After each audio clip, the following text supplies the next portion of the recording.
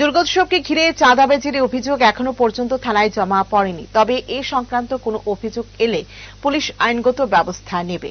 সোমবার এ কথা জানালেন আমতলী থানার ওসি স্মৃতিকান্ত বর্ধন। তিনি বলেছেন, ইতিমধ্যেই থানা এলাকার বিভিন্ন পুজো উদ্যোক্তা, ক্লাব সংস্থা এবং স্থানীয় পুলিশ প্রশাসনের তরফে বৈঠক হয়েছে। তাতে সবাই প্রতিশ্রুতিবদ্ধ হয়েছেন যে চাঁদা আদায়কে কেন্দ্র করে কোনো ধরনের অপ্রীতিকর ঘটনা এলাকায় ঘটতে দেওয়া হবে না।